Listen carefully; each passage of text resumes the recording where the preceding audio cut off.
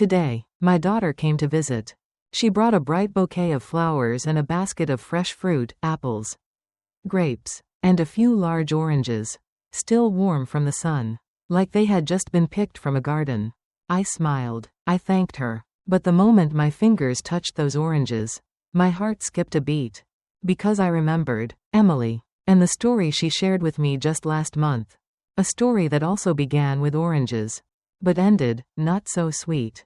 I was happy my daughter had come. But something quiet stirred inside me. A soft ache beneath the joy.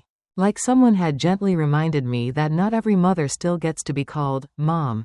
Let me tell you Emily's story. I brought her oranges. That's all I brought. Just a small bag of oranges. Warm from the sun, like I used to when she was little.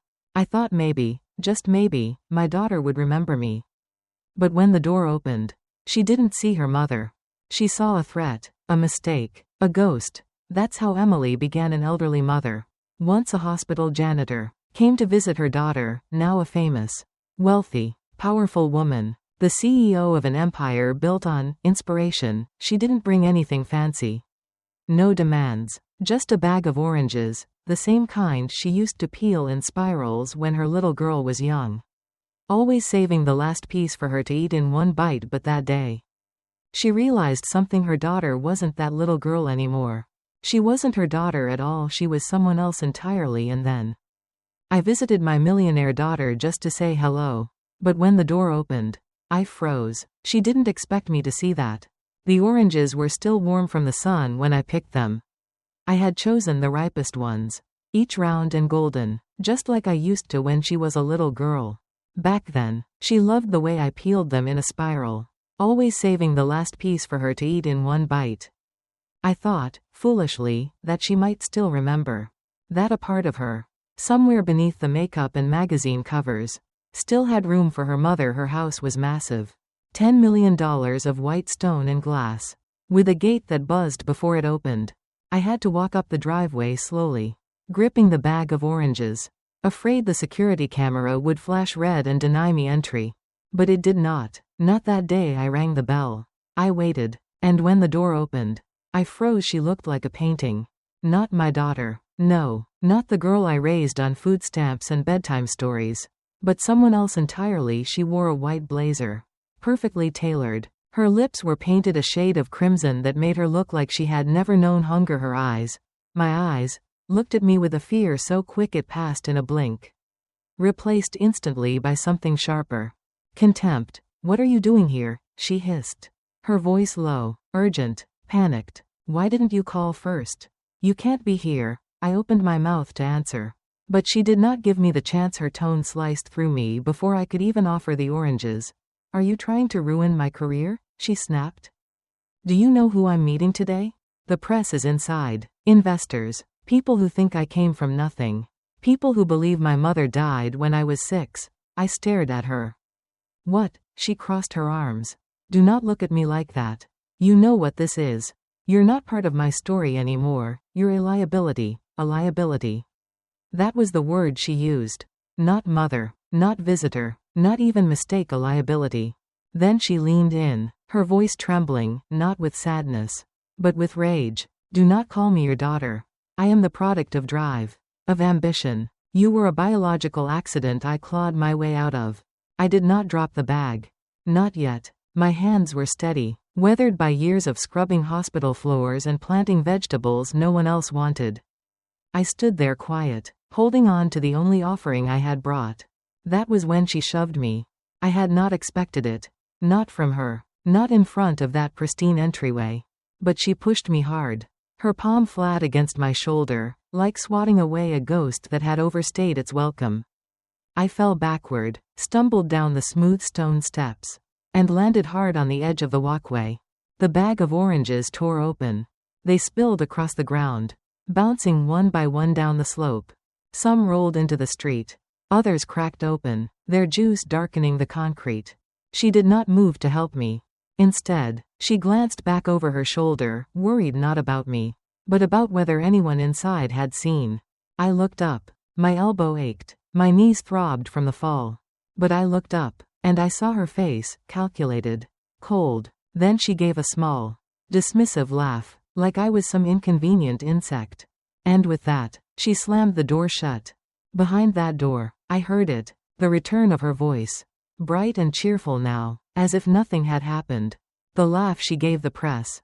The polite compliments. The clinking of champagne glasses. Across the street, an old neighbor peeked through the blinds. She paused there, uncertain, watching me from behind the glass. Maybe she remembered me. Maybe she just saw a woman too old and too bruised to be standing alone. I stood up slowly. My hip would be sore later. I gathered the torn paper bag, ignoring the fruit. Let it rot here, I thought. Let her watch it from the windows and wonder if it smelled of memory. I did not knock again. I did not scream. I did not cry. But I walked away knowing one thing. That woman behind the door was not my daughter. She was something else. And I had just met her for the first time. The door had slammed in my face. But I had not moved. If this story is already tugging at your heart, I hope you'll stay with me. Subscribe to Lynn Remembers now so you don't miss how truth finds its way back, quietly. But powerfully. I was still on the steps when I saw the brass handle turn again. The door creaked open just a little, as if the house was exhaling. She didn't see me. I was off to the side. One step down behind the stone column near the shrubs. But I saw everything. A woman stepped forward, white hair, soft grandmotherly eyes. She wore a delicate shawl draped over her shoulders and pearl earrings that caught the light. She looked gentle, fragile even, the kind of woman strangers call darling at the grocery store. She was holding my daughter's hand. And then I heard her say it. "This is my mother," my daughter announced to the group of reporters standing just beyond the foyer. I froze. She lost everything to raise me. She continued. I was in and out of foster care. But she never gave up. She worked 3 jobs just to send me to school. And when I was accepted into Stanford, she sold her wedding ring to buy my plane ticket. The cameras clicked. The crowd murmured. I could see someone wiping their eyes. And I stood outside. Invisible. No, worse than invisible. Replaced. That woman. The one with the warm expression and trembling hands. She smiled and gave a shy nod to the cameras. I always believed in her, she said, squeezing my daughter's hand, even when the world didn't. I felt my chest tighten. My legs wanted to give out from under me. I knew this performance. I had lived it for real. But now someone else was acting it out on a grander stage for people who would never know the difference. My daughter turned to the cameras again. "She's why I created healing from nothing," she said, her voice breaking slightly. "Because I know what it's like to start life without a safety net. And I know how powerful it is when someone gives you love you didn't earn." The woman dabbed her eyes with a tissue. She earned everything. They hugged. And I stood there shaking. That was my life. They were reenacting my sacrifice. My struggle. I was the one who mopped blood off hospital floors during night shifts to pay for her textbooks. I was the one who stitched her school uniforms with calloused fingers and heat rashes from working the laundry boiler in July. I was the one who loved her fiercely and quietly, without a stage or audience. But it was not me in that house. She had told them I died at 6 years old. 6. That was the year she fell off the monkey bars and cracked her wrist. I slept in the hospital chair 2 nights in a row because she was afraid of being alone. I still remember how she cried when they cut her favorite sleeve to make room for the cast. I promised I would sew her a new one. And I did. But none of that mattered now. She had rewritten history and killed me in the process. And worst of all, she had replaced me with a better version. A gentler face. A softer voice. A more camera-friendly kind of love. Someone who could say all the right things without the rawness. Someone who never had to yell at her to study. Or cry in the bathroom when the rent check bounced.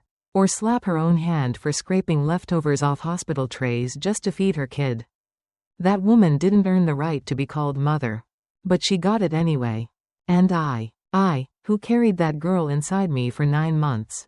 Who tore my body apart to bring her into this world. I was edited out of the story like a typo. I backed away slowly before the door shut again. I did not want them to see me. Not her. Not the photographers. Not that actress pretending to be what I am. She would not have the decency to look ashamed. I walked back to the sidewalk. My legs shook. My palms stung from the fall earlier. But I barely felt it. Inside that house, They poured wine and clinked glasses.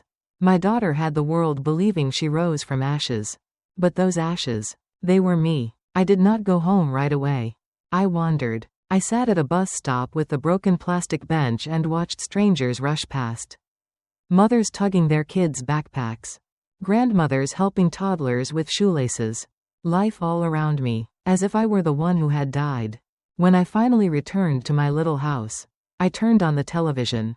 There she was again, my daughter. If you're feeling what I'm feeling right now, if this story is pulling at something deep inside you, I hope you'll subscribe to Lynn Remembers. Some stories deserve to be told gently. From the place where love and truth never stopped growing. On a morning talk show, sitting on a white couch next to that same woman. The screen read, "From foster care to fortune. The power of a mother's love." The host leaned forward, hands clasped. "So your mother returned after all these years?" My daughter nodded solemnly. "She found me just before I gave up hope. I always knew, somewhere deep down, that she would come back." The woman beside her squeezed her hand. I stared at the screen. I thought about the letter she had written me on her 17th birthday. The one I kept in a tin box under my bed. "You're the reason I'm not afraid of the dark." She had written, "You're my roots, Mom." And now, she said I was dead. And loved another. That night I sat alone in the kitchen, watching the fruit flies circle the ruined oranges. I had brought them as a peace offering. A memory, a mother's gesture. But now I understood. She did not want peace. She wanted profit. She did not just erase me. She sold my story to someone else. And the most painful part wasn't that she lied. It was that she gave my love, the very love she had rejected, to a stranger and made it beautiful. Palatable. Photogenic. She had finally embraced motherhood. Just not mine. I did not confront her. Not yet. There was a difference between pain and proof. I had all the pain. But I needed the proof. So I hired someone. A quiet man named Will, retired from law enforcement. Now working private surveillance for those who needed eyes in rooms they could no longer enter. I paid him from my pension fund. The one I had built cleaning hospital bathrooms for 2 decades. The irony stung, but not as much as her betrayal. He began with public events, galas, fundraisers, book signings. He wore suits. He posed as a photographer. And he sent me pictures. There she was, my daughter, smiling, holding hands with the silver-haired woman they all now called her mother. But Will dug deeper. One Tuesday morning, he knocked on my door and laid down a file. Her name was not listed in any foster system. She had never adopted, never applied to be a caregiver. She had no children, not anymore, because she lost hers to poverty. Before she became an inspiration, she was a mannequin at a theme park, paid by the hour to stand still and smile. Her real name was Margaret T. Ellis. She filed bankruptcy twice, lived in a mobile home, had a son who died in a group home from untreated asthma. And now, she played the part of the loving mother of a millionaire. I stared at the photos. One in particular caught my eye. She was sitting in a green room chair, her makeup half applied, staring at her reflection, not smiling, not sad, just empty. I kept staring. There was something in her eyes that looked familiar. I asked Will to find her. And he did. 3 days later, I waited in the shade of a small cafe near Pasadena, behind sunglasses and a wide-brimmed hat. My heart pounded like I was going into battle. She arrived on time. Margaret was thinner than she appeared on screen. Frail. Her hands shook slightly when she lifted her iced tea. She wore a sweater despite the heat. She recognized me instantly. "You're her real mother," she said. "No pretense. No act." I nodded. She looked down. "I figured you'd come one day. I just have one question." I said, "Do you have children?" Her eyes welled up instantly. And this time there were no cameras to catch it. "I did," she whispered. "A boy, Levi. He was 9 when he died." Silence stretched between us like an old rope bridge. "I lost him because I was poor," she said, "not because I didn't love him. And when your daughter offered me this role, I thought, just once, I'd like to be called Mom again." I could not hate her. I had hated her on screen, when she hugged my child and wore my memories like pearls. But here, in the heat and honesty of the afternoon, I saw her for what she was. Not a thief, but a ghost. Just like me. I don't blame you, I said quietly. You're not the one who threw me away. She nodded, tears slipping down her cheeks. Some stories hit harder when the lights are off and the masks come down. If this one is touching something deep in you, follow. Lynn remembers to hear the stories no one else dares to tell, stories of quiet survival and stolen roots. She told me you left. She whispered. That you died in prison.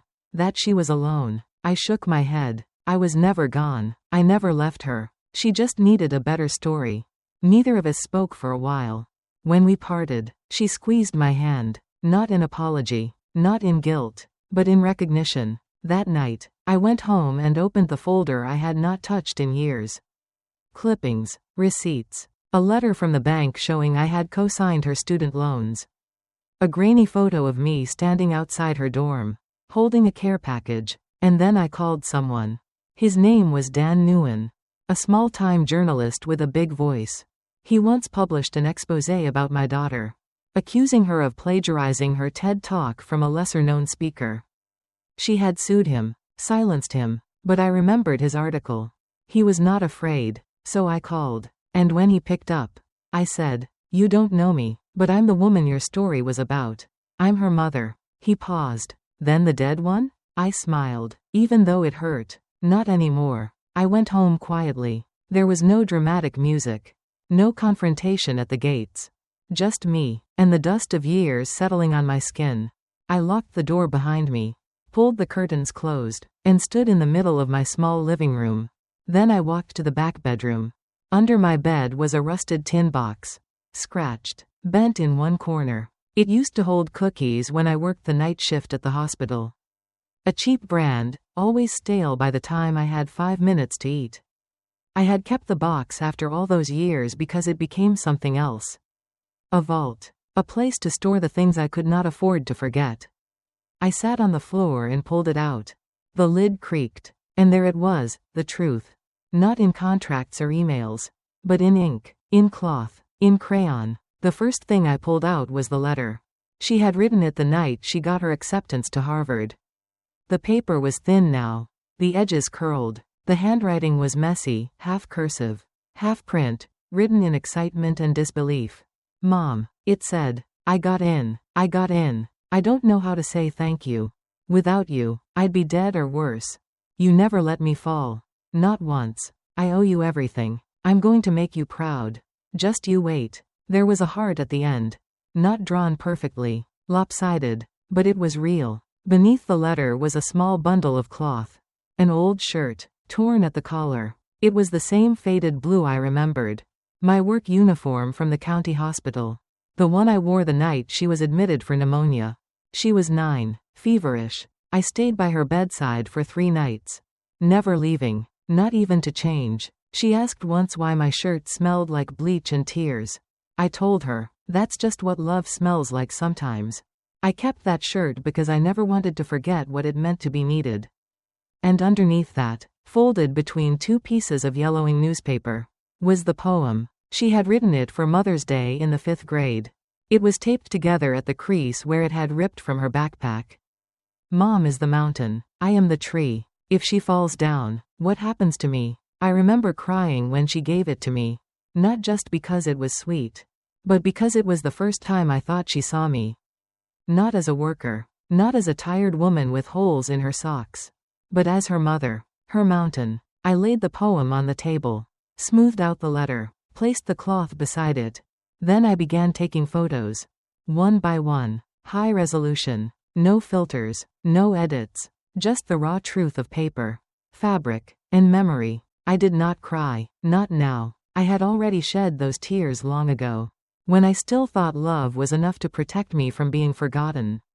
Now I had something stronger than grief. I had proof. I opened my laptop. I searched for every company listed as a sponsor on her website. Every investor who publicly supported her foundation. Every brand ambassador who used her name in campaigns about overcoming. I wrote the same short message to each one. Attached the files. Labeled every image. And then I added one line at the bottom. If you've ever kept proof in a shoebox, a folder, a rusted tin beneath the bed, this part is for you. Subscribe to Lynn Remembers for more stories about the quiet fight to be remembered. And the kind of truth no one can market. If you are investing in a story about a mother's death, I thought you should at least know. She's still alive. Then I hit send to every name on the list. One by one. And when I finished, I sat back in my chair. The tin box was empty now. The memories were out in the world. Finally seen. Finally heard. Not for pity, but for proof. I did not expect the world to care. I had sent the messages not to expose her, but to remind someone, anyone, that I existed, that I mattered, that I had not died quietly in the background of someone else's fairy tale. But the world, it did care. It started small. An anonymous Twitter account posted my letter. This is supposedly from the real mother of Healing from Nothing CEO. Madison Hale. If this is true, her whole brand is a lie. Within hours, it was picked up by Reddit.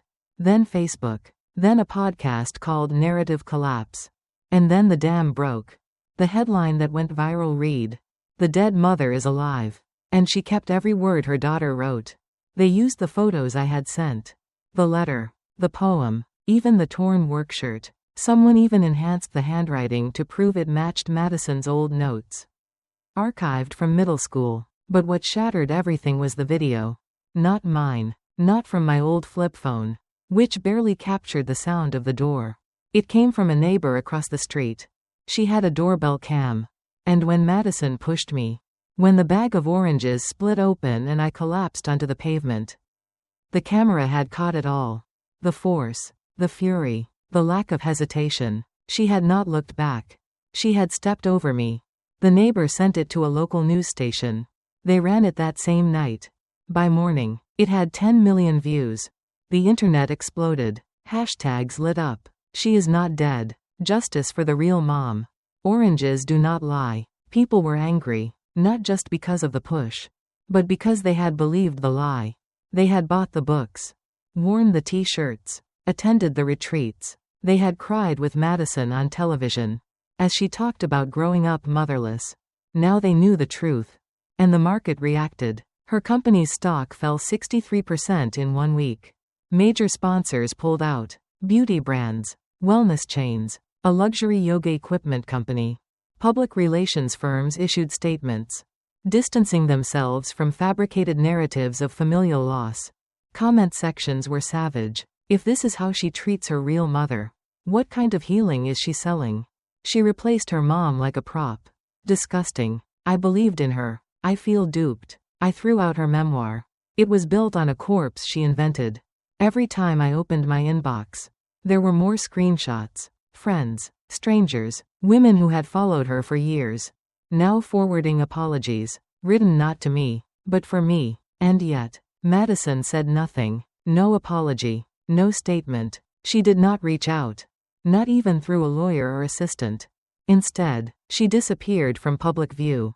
Then she re-emerged. In a crisis control tour. PR podcasts. Investor calls. Closed room damage control Zooms.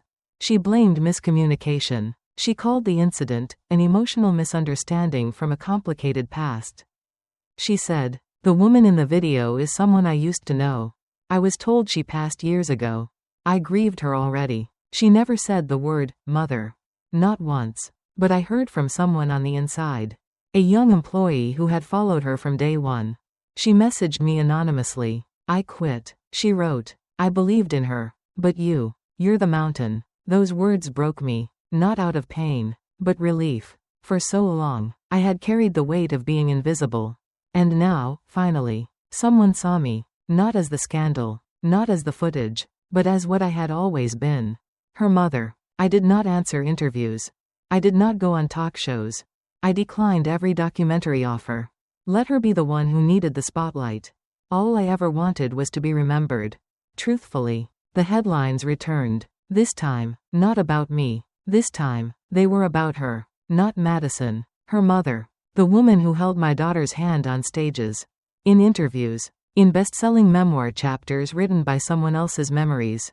Freaking Madison Hale's mother vanishes after embezzling $5 million from charity fund. They said she emptied accounts linked to Healing from Nothing Scholarship Foundation. If you've stayed with me this far, Thank you. Some stories don't fade, they echo. Subscribe to Lynn Remembers if you believe the truth should never be buried under branding.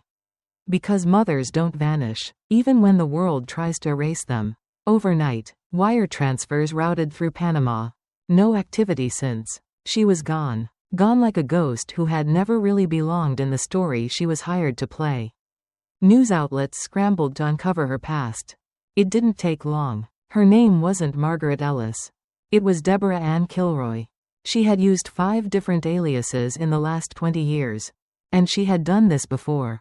3 other CEOs. 3 miraculous reunion stories. $3 million campaigns wrapped in loss, redemption, and the tender image of a mother found too late.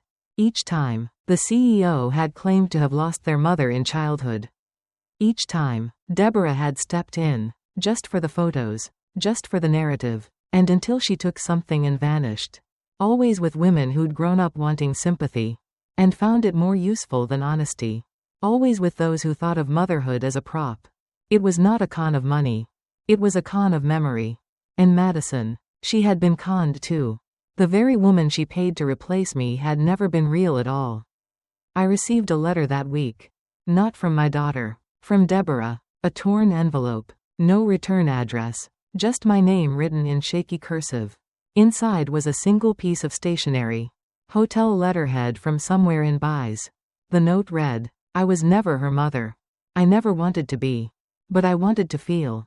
Just once. What it might have meant to be someone's reason for healing. I don't expect forgiveness. But I do want to say. If I ever had a daughter. I wish she had been like you. There was no signature. Just a postscript. You were never the ghost in this story. You were the anchor. And anchors don't beg to be seen. They just hold. I folded the letter slowly. Outside, the evening wind rustled the orange tree I had planted long ago. From the seeds of the fruit that once scattered across Madison's doorstep. I sat with that silence. And I thought of Madison. Not in anger, but in realization. She had not only lost her image. She had lost the only mother she had left. Even if that mother was a lie. And now she was alone. Just as she had always claimed. But this time, it was true. The phone rang at 3:07. I was already awake. At my age, sleep visits like a neighbor with no fixed schedule. I had been staring at the ceiling, listening to the wind whisper through the cracks in the window frame. When the sound cut through the silence, I did not recognize the number. But I knew who it was. I answered. No words at first. Just shallow breathing, hesitation. Then, Mom. Her voice. Hollow, small. The voice of a child. Not a millionaire. Not a brand. Not a CEO. Just a scared girl dialing into the dark. I know it's late, she whispered. I know I don't deserve to call. But I didn't know who else to reach out to. I said nothing. I'm being sued, she continued. The board's pulling out. The IRS is digging through everything. I need to pay off damages or they'll freeze my accounts. Silence again. Then, almost too quiet to hear. Mom, they say you have money. She said it like a question. As if unsure whether the woman she shoved to the ground, had the power to lift her up. She was right about the money. In 1995, I had bought a piece of land along the California coast. Back then, no one cared for that part of the shoreline. Too rocky, too remote. But I planted citrus trees. Sold a few plots quietly. Invested what I could into trusts and mutuals. All under a different name. Not out of secrecy, but survival. The land was mine in name and soul. And now worth $1.3 billion. She knew. She had done the math. Or someone had done it for her. Mom, she said again. Please, just help me fix this. I'll do anything. I'll make it right. I'll bring you into the company. I stood at the window and looked outside. The tree stood tall beneath the moonlight. The one I had planted from a seed. A single seed. From an orange that had rolled away. When she pushed me down. I had picked it up that same night and brought it home. Soil still clinging to its skin. I dried the seeds. Chose one. Gave it a second chance. And now it bore fruit. Even after everything. It grew. She kept talking. Words like sorry, misunderstood, rescue, future. And then came the one that cracked something in me. Mother. Not mom. Not ma. Not you. Mother. I finally spoke. You remember that day on the porch? She went quiet. When I came with the oranges. Still quiet. When you pushed me. And closed the door. Her voice broke. Yes. I nodded, even though she could not see. That day, I said, when you closed the door on your mother. Only one other door opened. She inhaled. The door to hell. There was a beat of silence. Then I whispered softly but firm. And I will not open another one for you. Then I hung up. And for the first time in years, I slept. Not from peace, but from release. I did not write a memoir. There were offers, so many offers. Book deals, TV dramatizations, even a documentary team that wanted to film me sipping tea beneath my orange tree. Crying on cue. I said no to all of them. Because this was never about fame. This was about being remembered. Truthfully. And now that I had been. That was enough. I wake up every morning at 6. I water the plants. I check the soil. I pick one orange, just one. And place it on the windowsill. Sometimes I eat it. Sometimes I give it away. There is a little girl next door named Lily. She's maybe 7, with tangled hair and scraped knees. And a laugh that comes out sideways. She knocks on my porch sometimes. With a crayon drawing or a question about the birds. She calls me Grandma Emily. I never told her my story. She doesn't need to know the woman I raised. Or how the world thought I had died. She only knows I have oranges. And I always share. One morning, she looked at me as I peeled the fruit and said, I wish you were my real grandma. I smiled. And I meant it. In the afternoons, I sit in my chair by the window. I write letters I never send. I fold old linens. I clip articles about botany. And tuck them into an album labeled, Sunday. Some people would call this a small life. But to me, it is sacred. Because it is real. There are no cameras. No staged hugs. No fabricated sob stories about childhood trauma to sell more books. Just me. Just breath. Just the slow, beautiful business of continuing. Sometimes I see her on the news, Madison. She wears her hair differently now. Shorter, softer, as if trying to appear less like a brand. More like a human. But the world is not fooled. She does charity work now. Quietly, anonymously, or so the papers say. She no longer does interviews. No more TED Talks. No more crying on cue. Some say she's rebuilding. Some say she's ruined. I say nothing. Because she is no longer mine to defend. Or explain. I did not go to her court hearings. I did not read her statements. I did not take satisfaction in her downfall. Because revenge was never my goal. My goal was survival. And I have survived. Longer than the story allowed. Longer than she thought I would. Longer than the silence meant for me. My name is not printed in textbooks. No one writes think pieces about the woman behind the scandal. But sometimes, someone knocks on my door. Not journalists. Not producers. Just people. A woman who says, I lost my mom too. Except she's still alive. She just forgot I mattered. A nurse who says, I read your letter to the investors. I cried. A man who brings me oranges from his own tree and says, I planted this because of your story. And each time, I smile. Because I am still here. The world tried to erase me. My own daughter tried to rewrite me. But I am still here. Living, breathing, growing, like the tree outside my window. Born from a seed that fell from a bag that was ripped from my hands. When she pushed me, it grew anyway. And so did I. This story was never about revenge. It is about roots. The kind they try to forget. The kind that keep holding. Long after you've been cut off. And so I say this. Not to the world, but to the quiet. You don't have to be remembered to be real. You don't have to be seen to still hold someone's sky. You don't need a name on a book jacket to matter. Because a mother, a real mother, never truly disappears, even when she is written out. Even when she is replaced. Even when she is declared dead.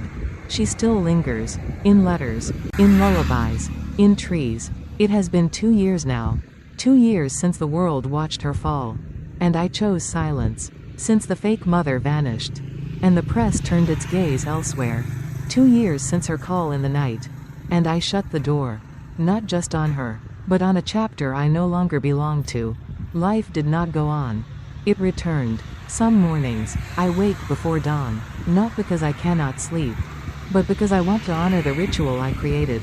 I step into the backyard and inspect the orange tree under the soft glow of streetlights. Every leaf, every blossom tells a story of endurance.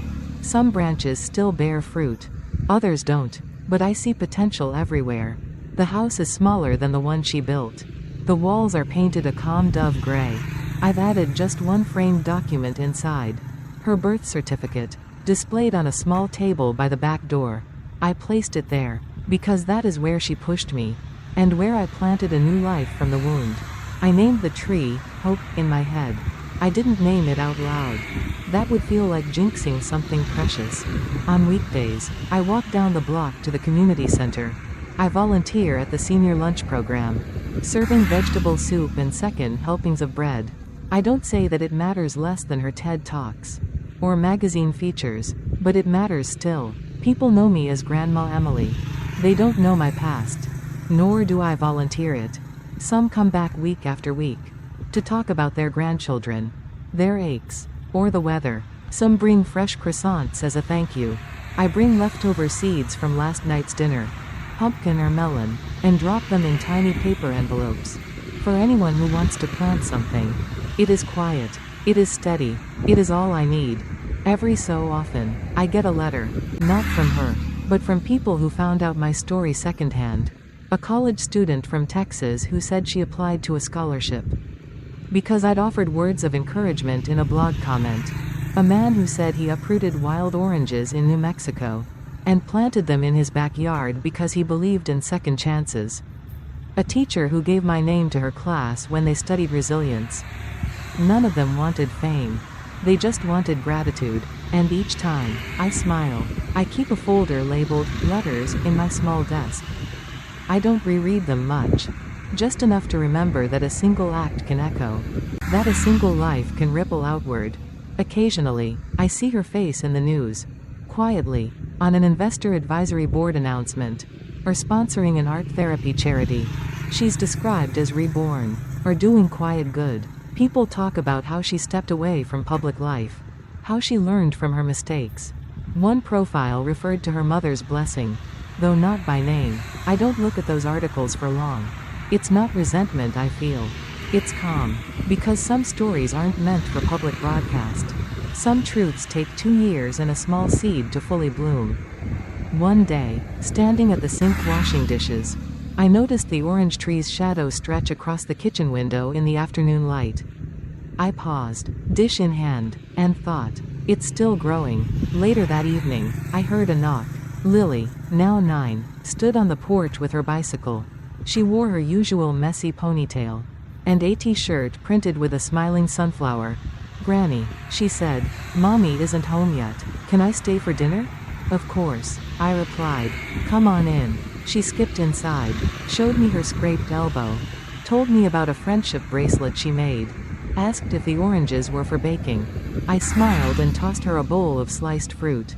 Thank you, she said, biting into the wedge. The juice dripped on her chin. I wiped it gently and said, sometimes the sweetest things come from the smallest seeds. She looked up at me. You're very kind, Granny. I hugged her, not because I had to perform kindness, but because she deserved it, and I needed to feel it. That night, after dinner, I walked back to the tree. Lily waved goodbye and pedaled off, the porch light flickering behind her. I leaned on the fence and touched my palm to rough bark. I thought of the night she pushed me, of how a seed rolled and turned into a tree taller than the fence line. Growth is not always loud. It is rooted underground before it appears. It takes water, it takes time, and sometimes, it takes a quieter kind of strength than the one they applaud in speeches. In the distance, I heard cicadas begin their evening hymn. My chest filled with warmth. 2 years ago, I would not have believed I'd end here. In gratitude, in peace, with a new life that felt bigger than my broken heart. I wonder occasionally if she thinks of me, if she remembers the smell of oranges in the dawn, if she sighs at orange blossoms in spring. But I do not dwell on it, because waiting for someone to change is not the same as living your own change. I plant new seeds in the garden each spring, Sunflowers, zinnias, herbs. I grow patterns and patience. Sometimes when Lily comes over, I give her a few seeds to keep. She asks what they are. I tell her, start with what looks sad. And if it still sprouts, let it grow. One evening, I found a clematis vine climbing the backyard fence. No one planted it. It just grew. I called it Survivor. And for a while, I thought of that vine as me. As all of us who survived the storms they thought would break us. I write sometimes, a few sentences, a poem when the wind is kind, a reflection when the rain is soft. I keep them in a notebook. I don't know if they will ever be published. But I'm okay with that. Because publishing is not always living. And living slowly, peacefully, under sunshine and moonlight, is the point. I'm not hiding. I'm stepping aside, allowing the young to carry hope forward. But quietly reminding them that some stories, like trees, live best when they stand tall without applause. 2 years ago, I'd have thought forgiveness meant something big. A public apology, a reconciled bond, a restored stage. Now I see forgiveness as a garden. It does not require an audience. It just needs space for the seed to grow, for roots to take hold, for life to blossom again. If Madison ever returned, I would welcome her, not because I need closure, but because people can heal without permission. But even if she does not, I have already grown everything I was meant to grow, under the quiet canopy, where truth took root, where love once more bears fruit, and where the world at last sees what never left. And if you listen, you can still hear her voice, in the rustling leaves, whispering, I was always there, I still am. I still remember the first time I heard Emily's story retold. I sat in silence for a long while. Not because it hurt, but because I realized, some mothers don't vanish. They're simply written out of the story. And yet, they're still there, in the orange that rolled across the porch, in the hug for a child who shares no blood, but all the love, in the old work shirt that still carries the scent of devotion. Emily's strength didn't come from grand gestures. It came from living, from giving, from healing quietly, without needing an apology. And maybe that's what real forgiveness looks like.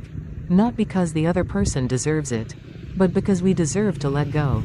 If you carry an old wound, a forgotten relationship, a word that never got said, a memory someone tried to erase, I hope this story whispered to you. You are still here. You are still growing, little by little, like the orange tree outside her window. And maybe, the most beautiful thing we can do is plant something new for ourselves. If you're still with me, if you saw even a small part of yourself in this story, please subscribe to Lynn Remembers. Let's hold space together for the stories that were almost lost, the memories they tried to bury, but that still beat quietly beneath the surface. Because when a grandma speaks, the world finally listens, and some stories, especially the ones they tried to erase, deserve to be heard.